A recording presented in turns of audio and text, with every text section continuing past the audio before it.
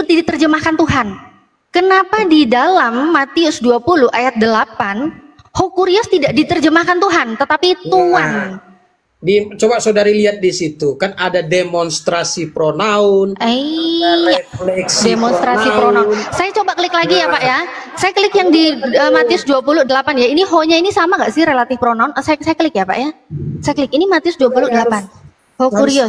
Ho-nya saya klik, kita ke summary juga. Sama saja Bapak. Relatif pronoun sama Pak. Bapak udahlah Pak, mengenai relatif pronoun itu apa, kata ganti relatif itu apa, kita sudah clear Pak semasa di bangku sekolah. Bosan lah Pak sekolah lagi, balik sekolah lagi, udah tuaan loh Pak sekolah lagi Pak. Kenapa saudara buka-buka kamus? Itu kan klaim. Itu hanya Kok klaim?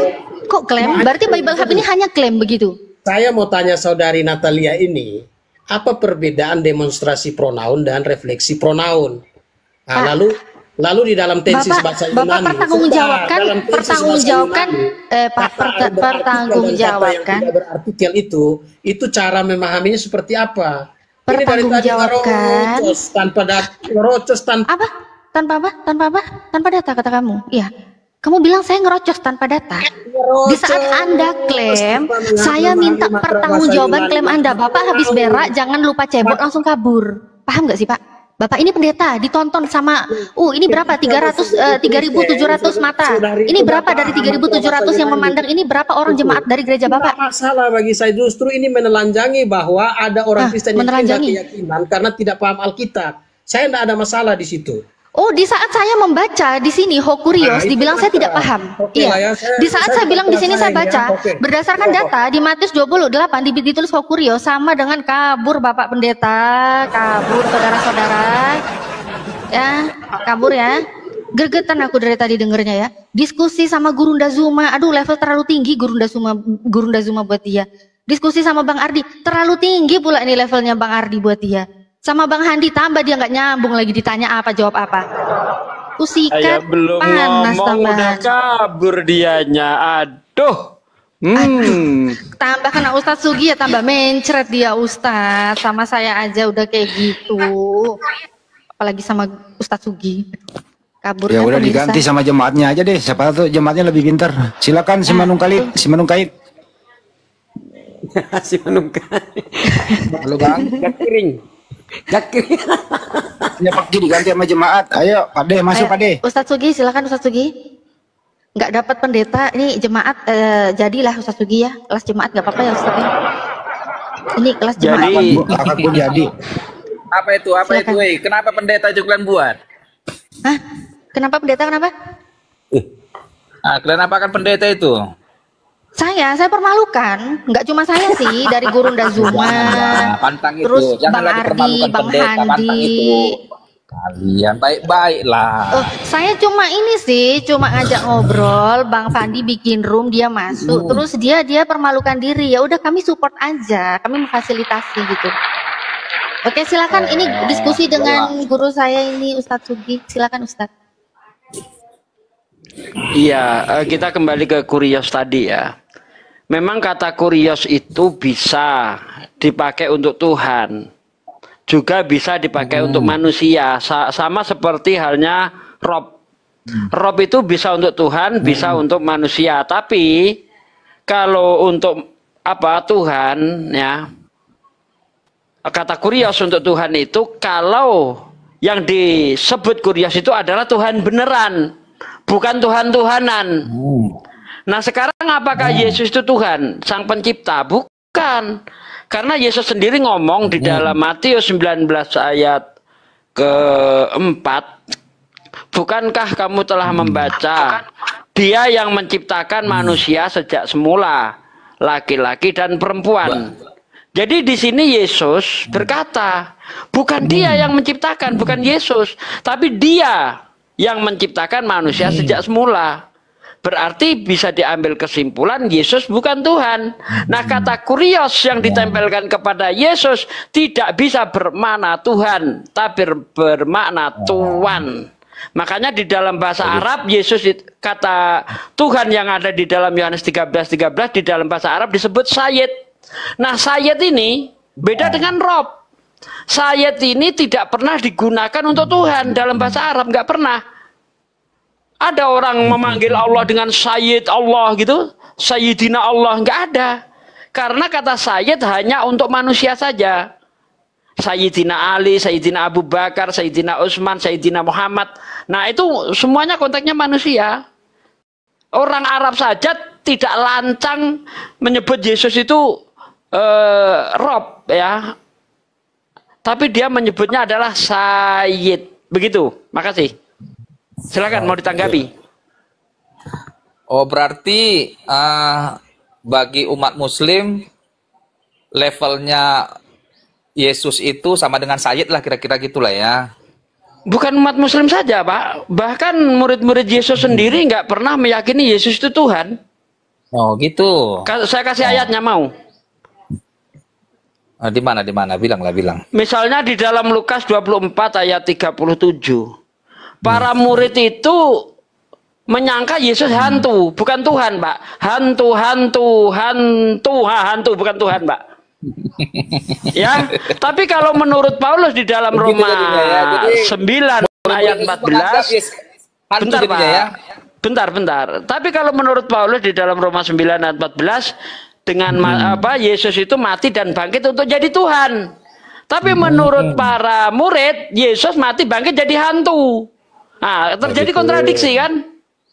Enggak ada kontradiksi di situ, Pak. Enggak ada kontradiksi, Pak. Hantu sama Tuhan sama, Pak.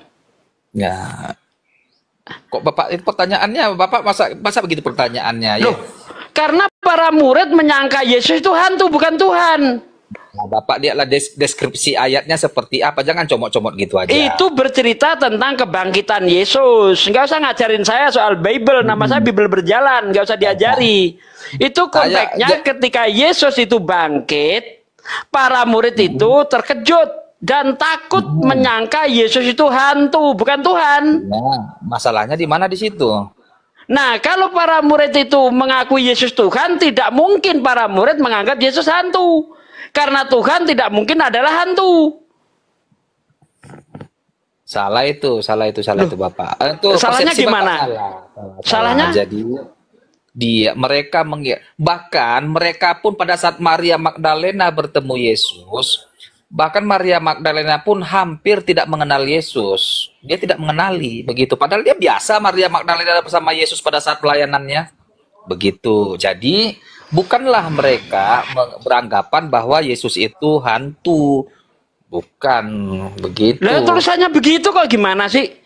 Jadi Bapak ini coba Pak kamu baru baca di dalam Lukas 24 ayat 36 sampai ayat 47 Bapak terlalu 43. sombong dengan pengetahuan segitu, terlalu sombong Bapak artinya. Ya, memang saya ini sombong kalau sama orang Kristen karena apalan Bible orang Kristen belum ada yang menyamai saya. Artinya Bapak mendapat pendidikan teologi ada Bapak? Mendapat pendidikan teologi. Perlu untuk membantah Kristen nggak perlu pakai teologi. Saya nggak sekolah teologi aja pendeta KO semua, apalagi kalau saya sekolah teologi.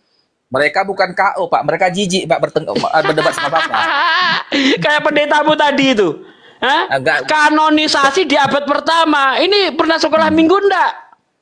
Bukankah kanonisasi itu terjadi di abad keempat? Bapak tepatnya Ustaz, di tahun 325 Masehi. Kok dibilang di abad pertama? Gimana ini? Pak Ustadz, kita substansi inti ajaran saja Pak. Artinya begini, substansi inti ajaran itu baik atau tidak baik, begitu saja Pak.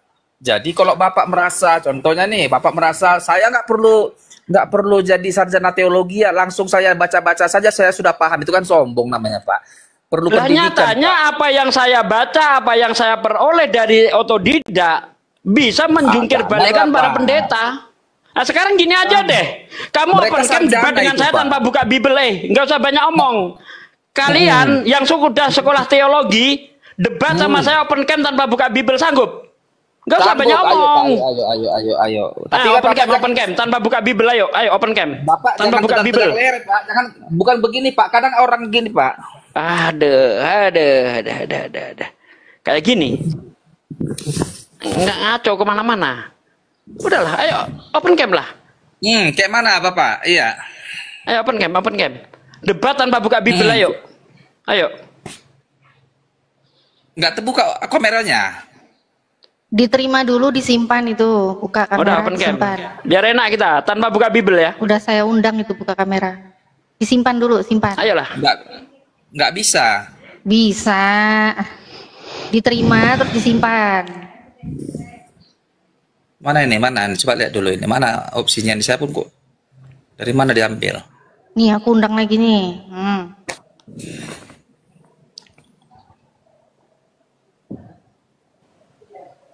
Ayo, diterima kameranya. Nggak ada opsinya ini. Nggak ada Jare. Ngadi-ngadi. Atau belum cukupnya pengikutku ini maka bisa Udah aku undang, udah diundang tinggal diterima.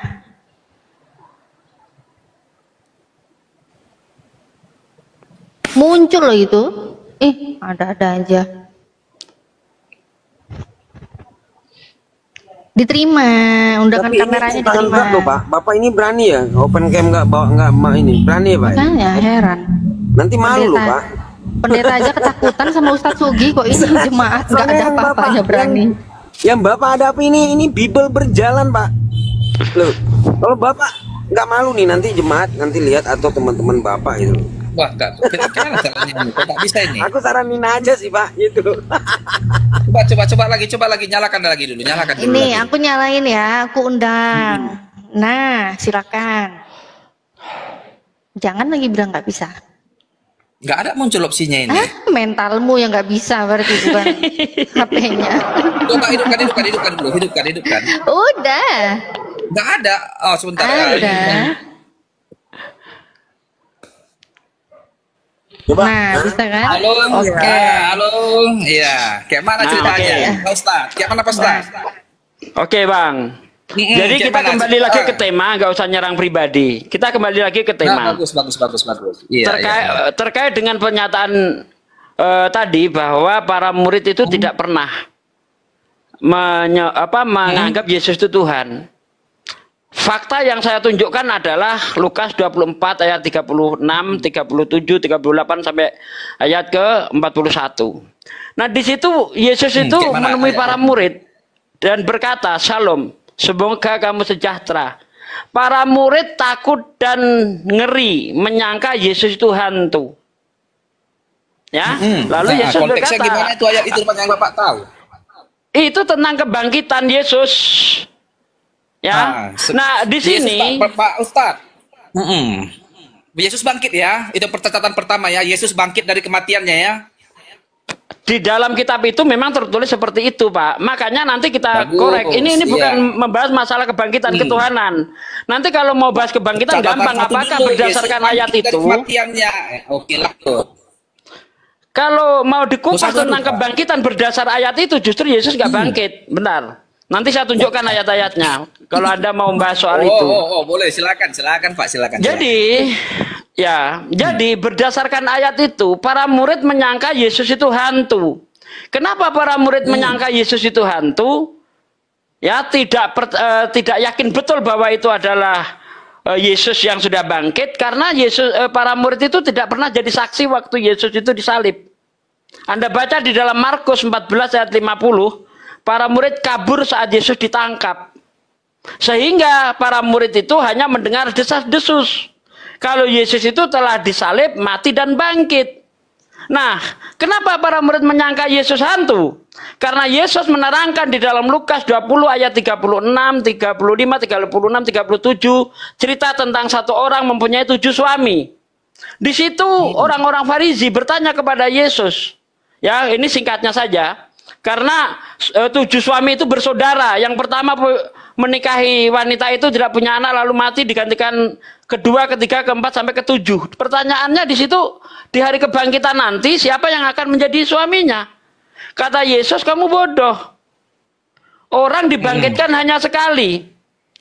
Orang yang dibangkitkan itu akan seperti mereka di surga. Orang yang dibangkitkan itu tidak ada kawin mengawin.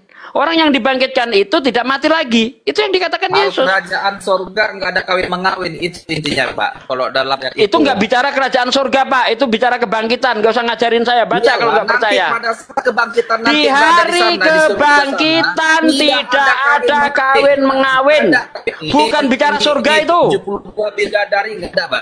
Di mana di situ dikatakan surga? Di mana? Di mana di situ katakan surga? Udah lanjut aja Pak, nggak usah pertanyaan. Terangkan Bapak apa yang Bapak tahu saja Pak. Nah, berdasarkan ayat itu, kenapa Yesus itu menyangka Yesus hantu? Karena Yesus itu hanyalah manusia. Karena manusia itu kalau sudah mati dan bangkit, dia akan berupa roh seperti malaikat di surga. Ternyata yang datang kepada para murid itu bukan bentuk roh, tapi dengan daging dan tulangnya. Makanya Yesus berkata, Betul. mengapa kamu takut dan ngeri menyangka aku adalah hantu? Lihatlah Betul. tangan dan kakiku, rabalah. Karena Iya. bagi roh tidak memiliki daging dan tulang seperti yang ada pada diriku. Ya, Jempol. jadi saya sudah membuktikan 2 bukti. Yesus bukan Tuhan, Yesus tidak bangkit. Karena kalau Yesus Salah, bangkit, dia harus bukan itu berupa roh. konsepnya. Jadi Bapak, silakan. Bapak apa? Pak Ustadz, begini Pak Ustadz ya.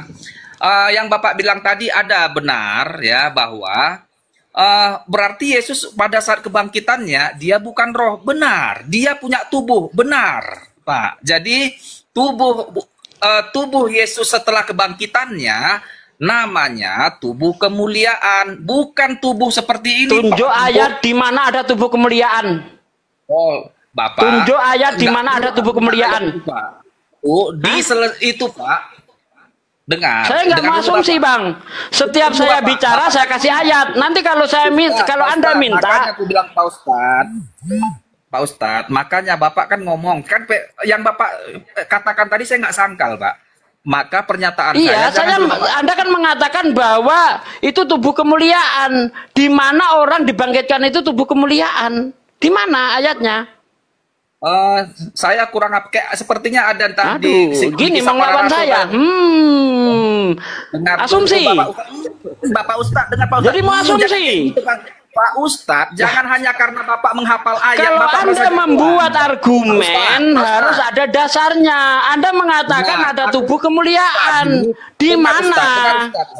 Pak Ustadz ini menang kurat leher aja Apa yang mau saya dengar tanpa data? Dengar, Dijawab Ustadz. pertanyaannya di mana ada datanya tubuh Di mana kemuliaan, Bang. datanya ada tubuh kemuliaan? Dengar dulu. Saya Ustadz. mengatakan bahwa orang yang dibangkitkan berupa roh. Ngomong, aku bilang jangan kita. Kalau Silahkan Anda ngomong tapi pakai data. Silahkan Anda ngomong pakai data biar saya dengar. Dengar Ustadz. Mau 1 jam saya dengar kalau kamu bisa mengutip data seperti saya. Silakan. Masalah menghafal itu segini, nggak perlu kami menghafalan Pak Ustadz. Pemahaman konsep Lah jadi yang kamu mau bohongin Ustadz, saya. benar. Kamu tipu saya di sini. Anda Kau yang menipu nipu, saya Ustadz. bahwa orang dibangkitkan Dengar, tubuh Ustadz, kemuliaan. Anda bohong. Makanya aku bilang debat sebenarnya pendeta itu bukannya kalah debat. Anda jangan Jijik bohongi lawan saya. Ustadz. Di mana ayatnya orang dibangkitkan berupa tubuh kemuliaan? Di mana? Tubuh Kristus itu setelah kematiannya tubuhnya itu diubahkan menjadi tubuh kemuliaan. Dengar dulu Ustaz, jangan kau buang muka. Dengar sini, lihat aku dulu Ustaz. Begitulah Ayatnya tubuh mana? kalian Ayatnya itu. mana? Enggak mau. Ayatnya mana? Ayat. Nanti kau kasih tahu Silakan. ayatnya, Ustaz. Nggak sempat aku buka. Karena buka saya apanya, setiap buka. bicara saya pakai data. Kamu harus bisa mengimbangi saya. Kamu harus mengimbangi saya. Mana datanya? Udah aku bilang tenang dulu, kau biar aku terangkan dulu, biar Mana? aku terangkan. Kau jangan kau tekan aku dengan ayat. Terangkan Aku data dulu baru nerangin. Kasih data dulu baru diterangkan. Itu yang betul. Seperti saya Dengar tadi dulu. ngasih data saya terangkan. Konsepmu pun makanya kalau aku tanya lagi apa dasarmu menerangkan teologi kok nggak sarjana pendidikan, nggak Udah sarjana Bang teologi Andi. kan kau batal Enggak juga level kita Bang Andi. jadinya. Bang Andi mau melayani. Ini sarjana teologi, ini sekolah teologi. Nggak ngerti apa-apa. Kayak Kau gini. nggak ngerti saya. Dengar, aku bukan sarjana teologi Pak Ustadz. Kau kan Ustadz. Jadi bagaimana kau sumber kau guru Islam bukan guru Kristen? Iya, makanya tadi kalau ngomong pakai data dong. Bagaimana kau bisa Anda dipercaya mengatakan kok- ketika Yesus bangkit itu tubuh kemuliaan. Saya butuh data. Mana datanya tubuh kemuliaan? Mana datanya? Mana? Kemiut Pak. Mana datamu Pakai data mana? Pak, pakai data. Kalau nggak ada Jangan data bilang nggak di ada. sini. Di sini tempat orang adu ilmu, bukan adu congor. Pak Ustadz, Ayo. kau hanya menghafal ayat, tetapi interpretasinya nggak begitu. Kau memelintir, tapi Kau gayamu macam menipu. sok selengeh. Kau Bisa menipu begitu kan kau. enggak? Kau menipu. Kau pun Di sini bagaimana kau di bisa sini ada dapat membuka ada pendidikan 3.500 orang kau tipu. Anda mengatakan Yesus dibangkitkan dalam tubuh kemuliaan. Mana ayatnya? Bidang kajianmu Ustaz, bukan bidang kajian Kristen. Jadi biarkan kami yang menerangkan. Bentar Ustaz Sugi. Kamu mau menerangkan atau mau menipu? Tadi kan saya udah bilang. Kaulah yang menipu umat Kristen. Kaulah musang berbulu domba. Gini aja, gini saya ambil tengahnya ya. Coba, silakan, bro. Gak ada masalahnya ini. Terangkan Dari aja. mana Anda? Ini nih dengerin saya tengahin dulu. Bro, Anda tadi mengatakan tubuh kemuliaan itu berdata atau asumsi saja atau penafsiran? Itu loh bro. Coba, tubuh kemuliaan itu berdata atau asumsi atau penafsiran saja? Itu dulu silakan. Jangan jalan, nggak bisa mikir sambil jalan. Apa itu? Coba. Ya, itu tubuh. Tadi Anda mengatakan tubuh kemuliaan. Ini penafsiran, asumsi atau berdata? Itu dulu. Ini doktrin yang saya terima. Sebentar dulu ya. Doktrin. Ngomong dong dari tadi doktrin. Doktrin nggak berdata. Udah cukup. Aduh. Padahal di dalam Amsal 3 ayat 5, di situ dikatakan, percayalah kamu kepada Tuhan dengan segenap hatimu. Dan janganlah kamu bersandar atas pengertianmu sendiri. Anda mengatakan Yesus bangkit dalam tubuh kemuliaan. Asumsi sendiri. Saya nggak terima. Kayak gini mau lawan saya. Bukti saya boleh sombong kepada orang yang sombong. Belum ada pendeta yang sanggup menghadapi saya. Belum. Ustaz Cuki tadi katanya nggak mau buka ada Bible katanya. Ini tiba-tiba buka Bible. Gimana ceritanya itu? Ustaz Cuki hei. Lucu kan ketawa. Ayolah. Kayak saya gini dong. Data di kepala gitu loh. Dengar. Udah aku buka barusan 1 Korintus, sebentar dulu ya. Ada tubuh sorgawi itu, dengar. Itu 1 Korintus 15 ayat 44. Paham saya. Gak usah baca saya. Dengar Ustaz, hanya hafal, makanya kalau tahu ditaburkan dalam tubuh jasmania, yang dibangkitkan adalah tubuh rohania, bukan tubuh kemuliaan di situ. Yang ditaburkan adalah tubuh benar. Makanya bentar, dengar. Yang ditaburkan adalah tubuh jasmania, yang dibangkitkan adalah tubuh rohania. Apakah tubuh rohania itu memiliki daging dan tulang? Jadi nggak ada dagingnya itu. Dah, Yesus mengatakan apa? Karena bagi roh tidak memiliki daging. Itu kan roh Ustadz. Kau Ustadz janganlah menipu. Nah, yang dibangkitkan adalah tubuh roh. Jadi Ustadz. Bentar. Yang dibangkitkan adalah tubuh roh, kata Yesus, kata Paulus. Bentar. Kamu nggak ngerti, nggak usah baca deh. Ya. Jadi janganlah kau udah. Bentar, di mute dulu. Saya terangkan. Di mute dulu. Santai aja. Di mute dulu ya. Jadi menurut Paulus di dalam 1 Korintus 15 ayat 44, yang ditaburkan adalah tubuh jasmania, yang dibangkitkan adalah tubuh rohania. Nah, tubuh rohania menurut Yesus seperti apa? Bentar Bang, saya belum selesai. Ya, menurut Yesus tubuh rohania seperti apa? Menurut Yesus tubuh rohania itu tidak memiliki daging dan tulang. Di mana itu? Di dalam Lukas 24 ayat 38-39. Di situ dikatakan apa? Karena bagi roh tidak memiliki daging dan tulang seperti yang ada pada diriku. Yesus datang dengan daging dan tulangnya. Berarti dia tidak bangkit dalam tubuh roh.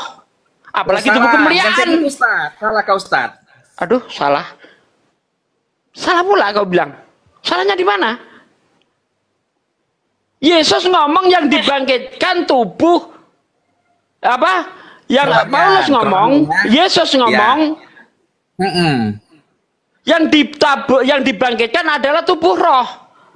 Tubuh roh menurut Yesus tidak memiliki daging dan tulang. Nah, kalau Anda nggak, oke, sekarang tunjukkan kepada saya bahwa orang yang dibangkitkan itu lengkap daging dan tulangnya. Ayat mana? Jadi Ustadz, tubuh yang dibangkitkan setelah kematian ini adalah tubuh kerohanian yang memiliki sifat kekal abadi nantinya. Ya iya, sama aja roh juga itu. Ada tubuhnya loh. Tubuh roh itu tidak memiliki daging dan tulang. Dengar Ustadz, Gimana sih? Jadi Yesus itu bahkan pada saat kebangkitannya pun, kalau nggak salah saya ya, ini mungkin dia juga makan dan minum bersama para apostel. Ya, jangan kau pelintir-pelintir Ustaz, nggak boleh gitu. Betul, di ayat selanjutnya, karena para murid masih belum percaya, Yesus ingin membuktikan sekali lagi, adakah kau makanan? Lalu para murid memberikan ikan goreng. Apa kata? Dan Yesus memakannya di hadapan mereka. Sejak kapan roh makan? Hah? Itulah dia tubuh kerohanian itu, tubuh sorgawi tubuh, itu. Tubuh ada, tubuh rohaninya tidak memiliki daging dan tulang. Ya. Yesus berkata, tubuh rohaninya tidak memiliki daging dan tulang.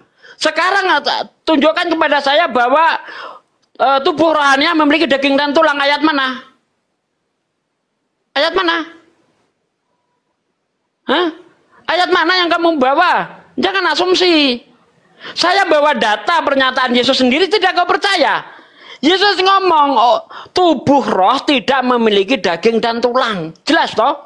Sementara kalau memang, bentar Bang, kalau memang Yesus itu bangkit berupa roh, kenapa tangannya masih bolong? Masih tubuh lamanya yang dia pakai. Tubuh lama nggak ada lagi Ustaz, sudah digantikan dengan tubuh kerohanian, tubuh surgawi. Di mana ayatnya? Di mana? Kalau memang sudah digantikan tubuhnya, kenapa kuburannya kosong? Kalau memang sudah digantikan, seharusnya di dalam kubur Yesus ada mayat Yesus. Hah? Kenapa Maria Magdalena ngomong Tuhannya hilang? Gimana sih? Penjelasan bentar. Anda tadi mengatakan bahwa tubuh Yesus itu digantikan. Ayat mana? Ayat mana? Tubuh Yesus digantikan ayat mana? Kamu dari tadi nggak bawa satu ayat pun loh. Ayat mana? Tubuh Yesus digantikan ayat mana? Ayolah, pakai ayat lah. Tapi tadi 1 Korintus tadi udah apa? Kenapa lagi berputar-putar Pak Ustadz?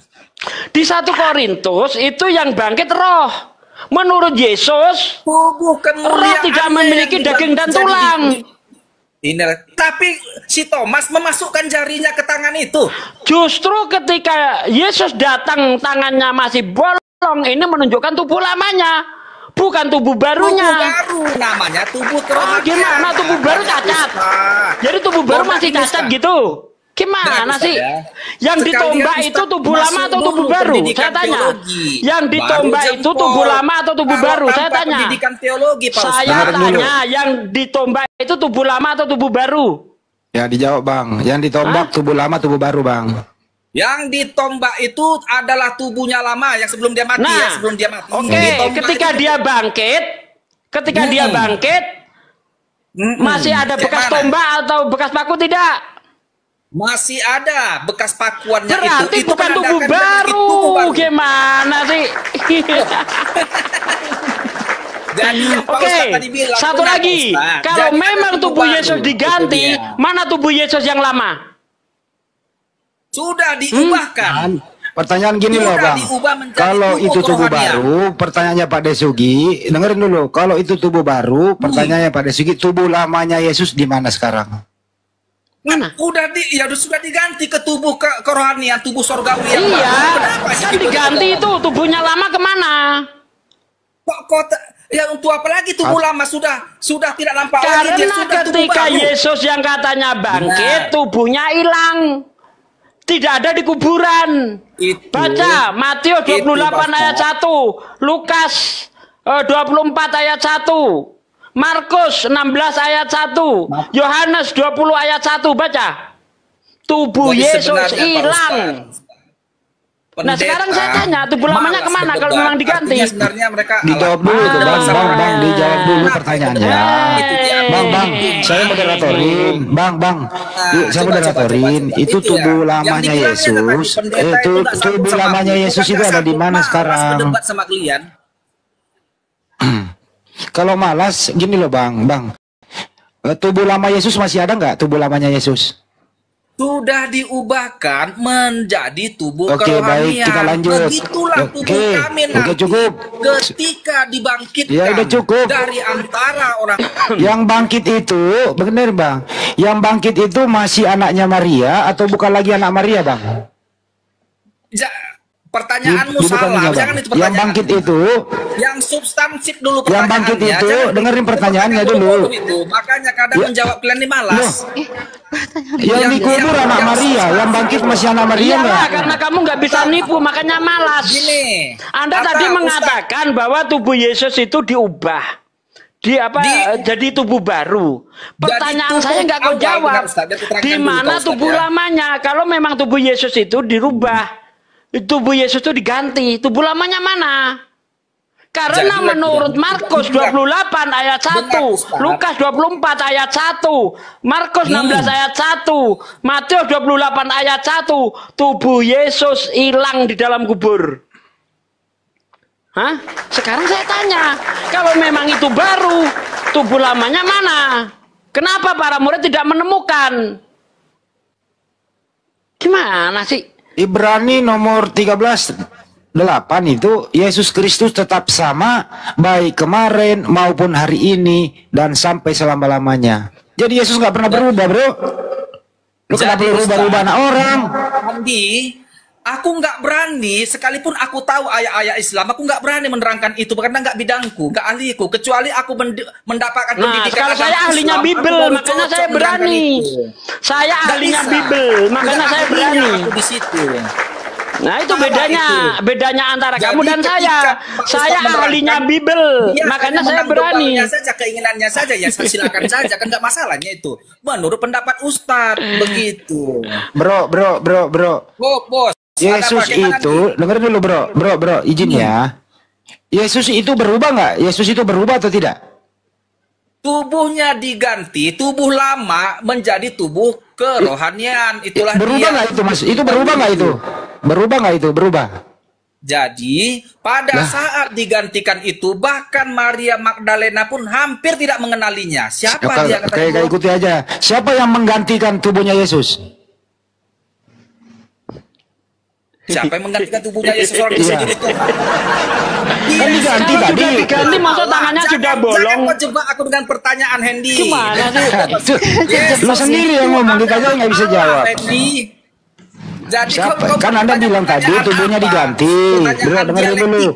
Tadi Anda mengatakan tubuhnya itu diganti. Ini analogi Bang Andi. Bentar, ini analogi Bang Andi. Apa itu start? Bentar Bang Andi, ini analogi ya. Laptop saya itu baterainya kembung. Saya ganti dengan baterai yang baru. Ya kan? Nah, Itu kalau beda, sudah saya beda. ganti toh tetap kembung juga, berarti nggak saya ganti dia. Berarti Begitu juga Yesus, katanya baterai lama tubuh masih Yesus ada, Pak De. diganti. Pak De, baterai lama Tetapi masih ada. tangannya juga masih bolong. Apa, Ustaz? Bentar, tapi tangannya masih bolong. Apakah ini diganti? Apakah diganti juga dengan tangan yang bolong? Nggak ngerti Ustaz. Jadi Nggak ngerti, Yesus itu Ustaz. aku Nggak ngerti, berkuasa Ustaz. menyerahkan Apa? nyawaku dan aku Apa? Kalau memang sudah diganti tubuhnya, seharusnya tangannya tidak bolong. Yesus tangannya bolong.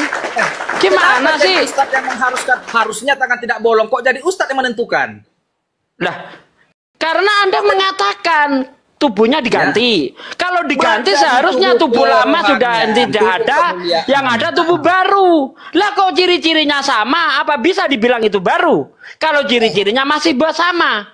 Jadi Tangannya apa bolong, masalahnya kalau lambungnya ngambil lubang bolong. masih tangannya? Tadi saya Jadi tanya sama Anda, yang ditombak itu tubuh lama atau tubuh baru? Anda jawab tubuh lama.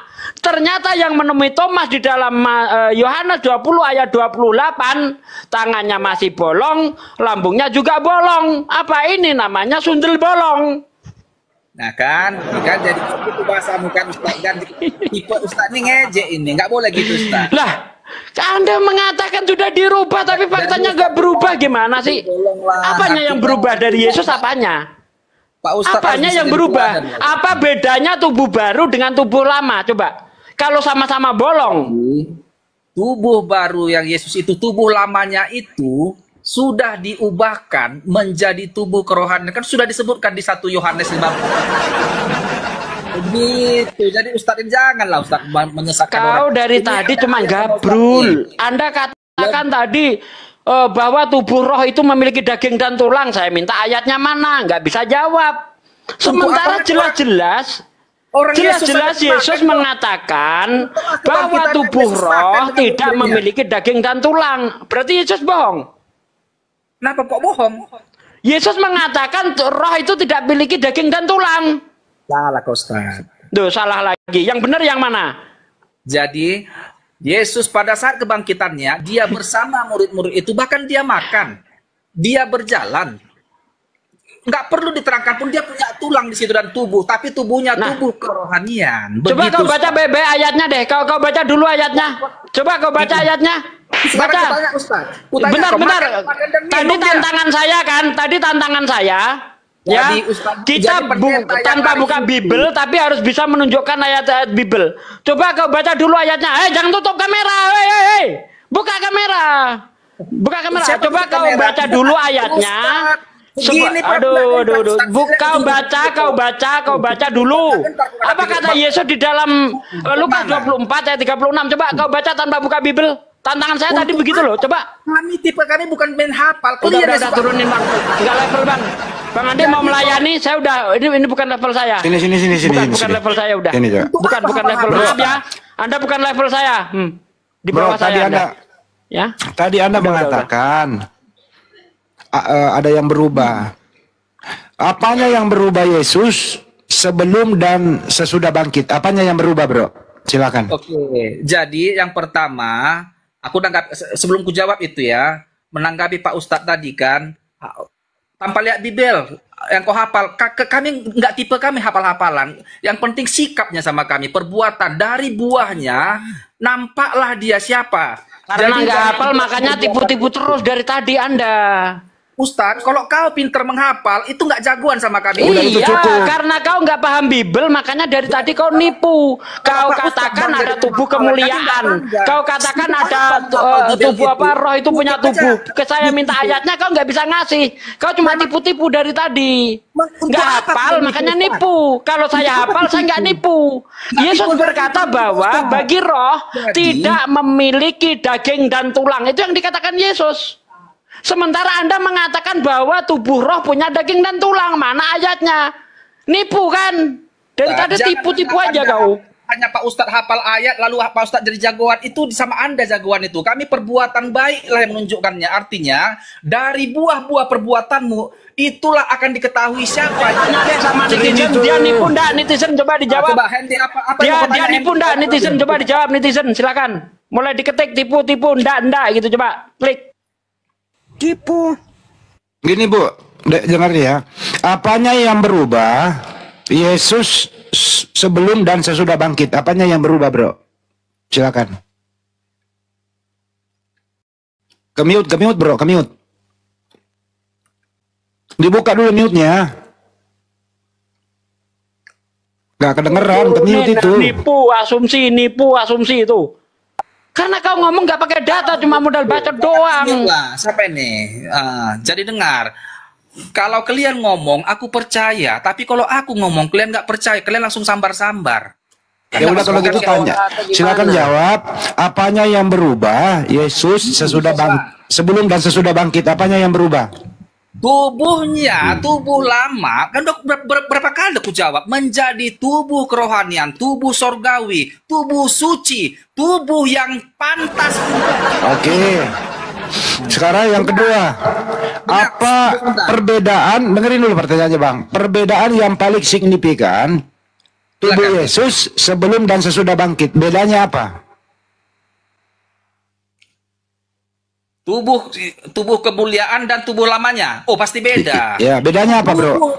Dengar. Tubuh barunya itu tubuh abadi, tubuh surgawi. Tubuh lamanya itu nggak boleh. Tubuh lamanya itu tubuh duniawi biasanya itu. Oke, yang bisa baik. Apakah tubuh lama dan tubuh baru itu masih laki-laki atau bukan lagi laki-laki? Pertanyaanmu kayak pertanyaan kelas 3, yang lain pertanyaan lebih bagus lah. Ini penting ini.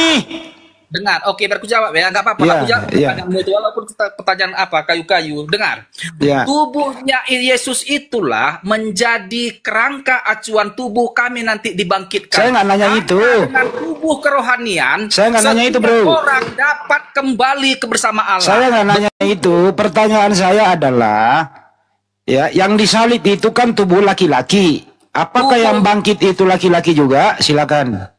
Itu nggak, itu pertanyaan yang lain, pertanyaanmu, pertanyaan kelas 3 yang nggak bobot. Yang lain lah, itu yang lain. Apakah tubuh kemuliaan itu punya jenis kelamin? Silakan. Nggak berbobot juga itu, salah soal itu. Oke. Apakah sekarang Yesus? Udah cukup. Apakah sekarang Yesus ini? Dengerin dulu. Apakah Yesus sekarang ini masih laki-laki? Bang, nggak soal itu, yang bagus lah dulu, yang substansif lah dulu.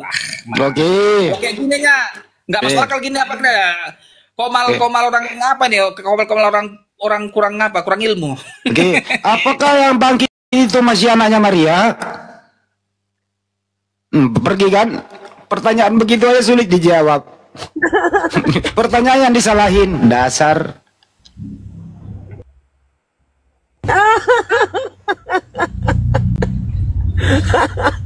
Kena mental dia ya. Dia itu tadi menganggap Yesus itu pembohong. Karena Yesus jelas menerangkan tubuh roh ya itu tidak memiliki daging dan tulang. Yesus ngomong, aku bukan roh. Ini aku sendiri, aku bukan roh, bukan hantu aku. Lihatlah tangan dan kakiku, rabalah. Karena bagi roh tidak memiliki daging dan tulang seperti yang ada pada diriku. Karena para murid itu masih belum percaya juga bahwa yang datang itu Yesus yang belum bangkit. Ya, Yesus ingin membuktikan sekali lagi, adakah kau makanan? Para murid memberikan ikan goreng dan madu, di bahasa Inggrisnya dan madu. Di Indonesia dikorupsi madu karena sebotol itu 200.000 dikorupsi sama dia, hilang madunya. Jadi cuma ikan goreng doang. Ya kan? Lalu Yesus memakannya di hadapan mereka. Ya kalau roh makan ikan goreng ya pecel lele laris tiap malam. Kuntilanak datang, bang, lele goreng bang satu bang. Tuyul datang lagi, bang, ikan bakar bang. Nah, gendruwonya datang juga, aku mau pahanya saja bang, tapi jangan pedes-pedes ya bang. Itu kalau roh makan, pecel lele laris bos tiap malam. Mana sejak kapan ada roh makan? Justru ketika Yesus masih makan di hadapan para murid, itu menunjukkan dia belum bangkit. Karena orang yang bangkit harus berupa roh. Yang diterangkan Yesus di dalam Lukas 20 ayat 36. Dan diterangkan Paulus di dalam 1 Korintus 15 ayat 44. Nantang saya debat tanpa buka Bible. Tapi dia masih kelabakan cari Bible. Itu namanya koplak.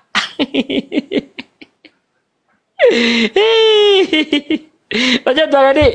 Mana lagi otak nih? Mantap Pak De, mantap Pak De Sugi. I love you Pak De. I love you too.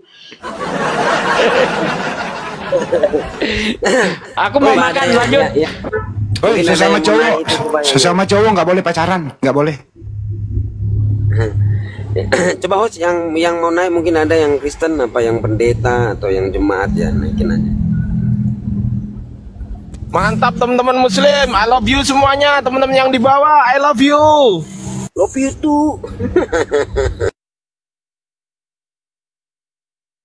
Nah coba teman-teman Kristen ini ada satu yang kosong ini, coba bisa naik lah, diskusi santai bawa data gitu kan, PAC ya.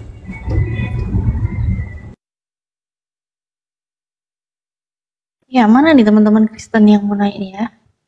Banyak permintaan, tapi nggak tahu yang Kristen yang mana nih. Aja yang ada airannya us ya itu mungkin Stefanus. Oh, yang belakangnya ada us. Ya kan, Kristianus gitu. Bentar. Nggak tahu nih, Oten apa bukan? Itu di siapa tuh yang baru naik tuh? Oh, ini udah naik ya? Julan. Sore. Nggak kelihatan dia sebagian. Ada loh. Coba. Julian. Oh iya Julian. Kayaknya Kristen deh, namanya Julian. Biasanya Julianus.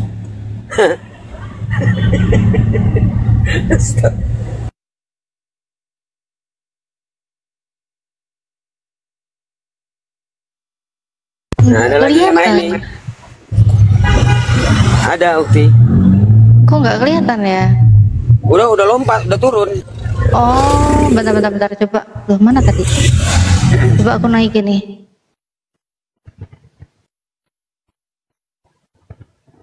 Kayaknya si Oten ini.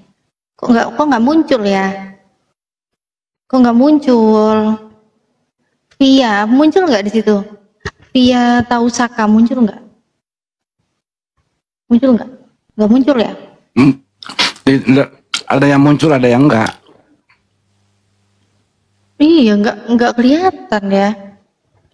Kok rupanya tak dapat dilihat ya? Kenapa ini? Emang tempat yang satu ini kursi panas. Iya. Dia di daftar tamu udah masuk, tapi nggak muncul di kursi. Ada loh, ada muncul nih, Via namanya nih. Via muncul. Sore. Ada. Via sore. Sore bang. Ih, suaranya. Suaranya Ari ini gimana sih? Suaranya. ini kayaknya via kiasan kayaknya yang naik nih, via kiasan nggak muncul ini. Nah ini udah turun lagi nih. Kenapa ya ini yang teman-teman Kristen ini? Kenapa nggak mau diskusi? Maksudnya nggak bisa nunjukin data tuh kayak gimana? Nggak masalah kalau cuma asumsi dikit-dikit, nggak masalah lah. Kan gitu ya. Maksudnya kan supaya ada edukasi dari pihak teman-teman kita Muslim, apalagi ada Gurunda Zuma itu kan valid data gitu loh ya. Nah kalau teman-teman Kristen yang nggak bawa data, yang penting ada edukasi yang mendengarkan di bawah gitu aja sih. Nah, gitu. Coba teman-teman yang saudara-saudara yang Muslim jangan minta naik dulu ya, biar nggak bingung ini milihnya. Aku naikin juga nggak kelihatan lagi nih. Tapi harusnya gini loh, teman-teman Kristen tuh harusnya bersyukur ya teman-teman ya. Gini loh, cara pandangnya gini ya. Kalaupun andaipun pengajaran itu makasih Mas. Ya, notanya belum. Andaipun pengajaran dari Bang Zuma tidak kalian percayai, minimal itu kalian jadikan referensi gitu loh, bahan kajian, nanti dibandingkan bener nggak ini yang kata Bang Zuma ini, bener nggak ini, minimal gitu loh teman-teman, nggak langsung dipercaya nggak apa-apa gitu loh. Betul nggak? Atau salah saya? Betul, karena begini juga ya, daripada teman-teman Muslim, apalagi terutama daripada Gurunda Zuma, apa yang disampaikan itu kan ada memang semua di Bible gitu loh, kan gitu sih sebenarnya, gitu ya. Jadi memang udah pas sebenarnya. Tinggal mereka lihat sendiri, oh apakah yang dibacakan Gurunda Zuma atau teman-teman debat lain betul nggak? Oh iya ya, nah kan gitu sih sebenarnya. Kita coba sapa lagi nih yang baru naik. Iya. Klik ini ya. Oke. Agak ragu nih. Klik 421. Bang Bonar noise ya, lagi di jalan kayaknya. Iya, lagi di jalan, nggak apa-apa, nyantai aja, aku mute. Ya, klik 421. Kenapa? Klik. Ya. Aduh, ini klik rohani lagi nih yang jawab, ini gimana ini? Klik nggak ngomong, Iya, turunin ya. Aduh, kok ngeri ini suaranya ini ya. Klik ya udah, aku turunin ya. Cari lagi nih. Turunin aja tante, kepencet. Masa gue tanya gini loh, yang dikuburkan itu anak Maria laki-laki. Nah yang bangkit tubuh kemuliaan itu masih laki-laki nggak? Katanya apa? Pertanyaan nggak berbobot katanya. Mana sih? Kayak pinter-pinter aja jadi ditanyain yang tinggi-tinggi aja nggak nyampe, tanya kayak gitu. Tapi sebenarnya pertanyaan dari Prof Andi itu satu poin misalnya itu finishing, poin pertama. Poin kedua, itu membuka cakrawala mereka itu untuk berpikir. Iya ya, benar ya, kan gitu. Walaupun ada data bantahan asumsi yang disampaikan dari teman-teman kita Kristen, tetapi setelah diajukan pertanyaan yang mendobrak akal pikiran mereka itu supaya terbuka, itu bisa mereka itu bisa apa ya, pikirannya bisa kembali normal gitu loh. Iya ya, betul ya. Data nggak ada, dibalik dengan akal juga nggak masuk, kayak gitu sih. Ini Onoji juga nggak kelihatan ini. Kalian kenapa? Ada di sini kelihatan ya? Benar ya. Iya. Mestinya kan gini, Bang Sedi, kalau memang itu Yesus bangkit dengan tubuh berubah, diubah atau diganti gitu ya, kan ditanya, yang dikubur itu anak Maria, laki-laki. Ya mestinya dijawab dong. Oh, yang bangkit itu bukan lagi laki-laki karena udah berubah total. Ya jadi apa dong? Iya betul. Jadi jadi sebenarnya teman-teman Kristen itu harus menyadari bahwasanya iya ya, secara aku jawab dengan asumsi pun nggak bisa gitu loh. Tetap mendobrak akal sehat kan gitu. Seperti pertanyaan dari Ustadz Sugi, Bang Andi dan teman-teman yang lain, debater-debater Muslim kan. Sebenarnya bisa disadari gitu loh, walaupun dengan asumsi tapi terbantahkan juga gitu loh, karena akal nggak bisa menerima kan gitu, apalagi nggak ada punya data kan gitu aja sih. Ini nggak kelihatan lagi ya, kenapa orang-orang naik nggak kelihatan, ada apa sih?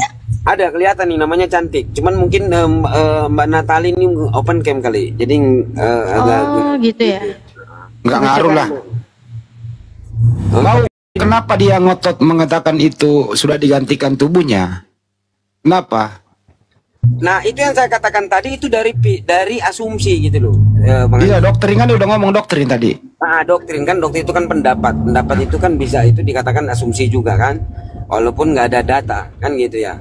Jadi dia berasumsi, tetapi asumsinya itu setelah ditanya dia bingung gitu loh. Dia mendobrak akal dia juga gitu. Soalnya gini Bang Sidi, kalau sampai dia bilang tubuhnya tetap sama, nah dia nanti kesulitan bahwa artinya Tuhanmu di surga itu punya tubuh seperti manusia.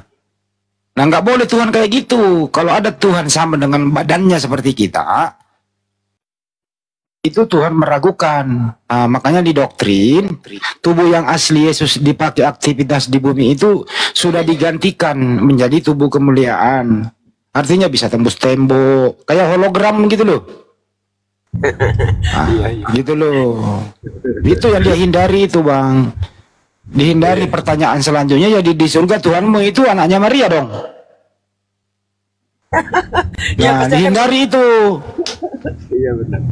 Itu yang dia hindari. Makanya sebelum ditanya sampai di surga, dia putar dulu sebelum dia terangkat.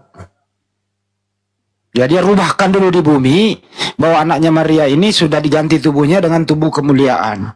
Tubuh kemuliaan dasarnya apa? Doktrin. Nah kalau udah doktrin gimana mau diskusi? Gitu. Tapi kalau yang demikian ada yang jujur menjawab, ada yang tidak, ada yang muter-muter, ada yang kabur. Itulah mereka. Jadi sebenarnya pertanyaan anak SD itu, Mbak Natali, pertanyaan anak SD itu pertanyaan menyiksa. Benar. Saya kan mewakili anak SD bertanya. Pertanyaan menyiksa, benar. Betul Bang Handi. Tapi kalau menurut Bang Handi gitu kan sama Bunda Natali itu gimana? Gimana apanya, Bang? Dulu kan Mbak Natali juga pernah outkan, pasti di doktrin nggak dijawab sih. Enggak mesti gimana apanya. Ini pertanyaan saya, kalau menurut Bang Handi ya kan, sama Ukti Natali, menurut antum berdua gimana? Jadi ya kan? jadi begini. Nah itulah yang saya maksud. Lanjut. Jadi begini. Jadi begini. Ya, jadi begini. Gini. Ya. Kenapa mereka itu menyangkal ya bahwa yang datang kepada para murid itu masih tubuh lama? Karena kalau terbukti bahwa yang datang itu Yesus dengan tubuh lamanya, itu artinya Yesus nggak bangkit. Makanya dia itu berusaha keras walaupun jawabannya kayak orang gila. Ya, berusaha keras bahwa yang datang itu tubuh roh. Ada beberapa hal. Kalau memang ya Yesus itu bangkit berupa roh dia, tidak perlu batu kubur itu digulingkan. Pintu kubur nggak perlu digulingkan. Karena roh bisa tembus tembok dia, seperti yang dikatakan Bang Andi. Tapi faktanya batu kubur digulingkan. Ini menunjukkan yang keluar dari kubur bukan tubuh roh, tapi yang keluar dari kubur tubuh jasmani Yesus. Lengkap dengan daging dan tulangnya. Terus apa lagi? Tubuh Yesus masih bolong. Tapi by the way, Pak D tahu dari mana kalau ada tulangnya? Yesus sendiri yang ngomong. Oh, ada tulangnya gitu? Iya. Lihatlah, rabalah tangan dan kakiku. Karena bagi roh tidak memiliki daging dan tulang seperti yang ada pada diriku. Wah, luar biasa nih. Ya, aku barusan menguji Pak D ya teman-teman. Aku barusan menguji Pak D bahwasanya setiap narasi yang diucapkan oleh Pak D itu semuanya berdasar. Betul ya Pak D ya?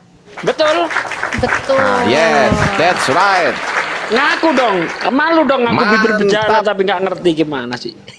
mantap lah ini. Jadi menurut Yesus sendiri bahwa dia itu bukan roh. Ya kan? Apa buktinya dia bukan roh? Dia datang dengan daging dan tulangnya. Dia makan di hadapan para murid. Kenapa? Kalau roh itu nggak makan. Casper itu kan melayang-layang, nggak makan dia kok. Itulah tubuh roh itu, Casper itu. Apakah Yesus datang itu melayang kayak Casper? Tidak. Dia datang ya.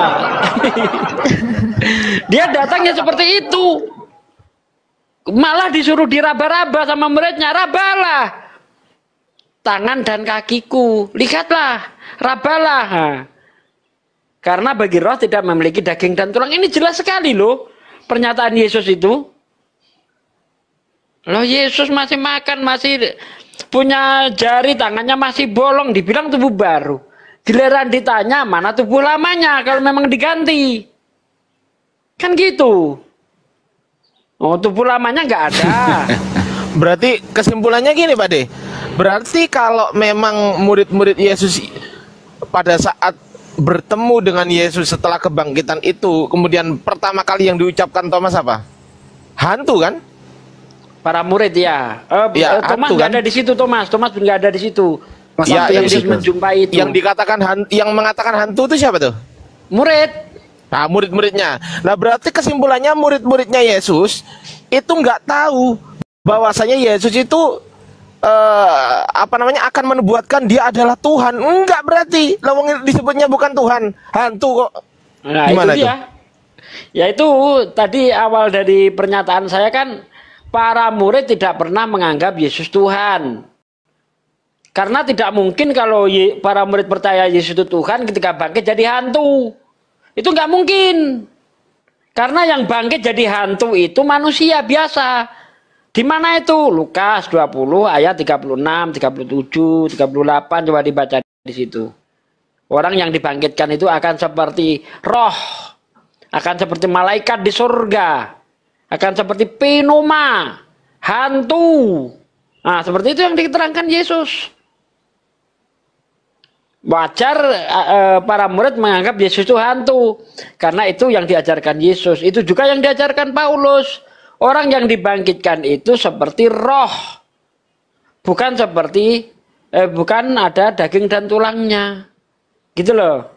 Mana ayatnya? 1 Korintus 15 ayat 44. Dibaca itu dari ayat dari ayat 40-an lah itu, ya kan? Ditaburkan dalam kelemahan, dibangkitkan dalam kekuatan, ditaburkan dalam kehinaan, dibangkitkan dalam kemuliaan. Yang ditaburkan adalah tubuh alamiah, yang dibangkitkan adalah tubuh jasmaniah. Itu baca aja di situ tuh. Gitu loh, Ten. Kalau mau ngelawan saya selevel sikitnya apa? Enggak level maksa kau. Petinju kelas berat dilawan kelas terbang, mampuslah kau. Kelas bulu. Kelas bulu, mampuslah kau. Kita Bang Handi, bentar, aku izin tutup dulu yang di YouTubeku ya Bang Handi ya. Ini kan juga belum ada teman-teman Kristen nih. Izin ya. Ya buat teman-teman yang di channel YouTube Natalia Iriani dan juga Hijrah Khadijah, saya akhiri dulu live kali ini. Insya Allah kita ketemu lagi di live-live selanjutnya. Saya mohon maaf bila ada salah-salah kata, itu semua salahnya host ya. Namun bila ada baiknya, itu semua hanya datang dari Allah Subhanahu wa Ta'ala. Jangan menolak kebenaran, memulai dengan buka hati. Assalamualaikum warahmatullahi wabarakatuh. Waalaikumsalam warahmatullahi wabarakatuh. Demikian juga yang di channel Sugi Kristologi TV. Karena belum ada perdebatan, maka perjumpaan kita kali ini kita cukupkan sampai di sini dulu. Nanti kalau ada perdebatan yang menarik kita bisa berjumpa lagi. Terima kasih, saya tutup. Assalamualaikum warahmatullahi wabarakatuh. Waalaikumsalam.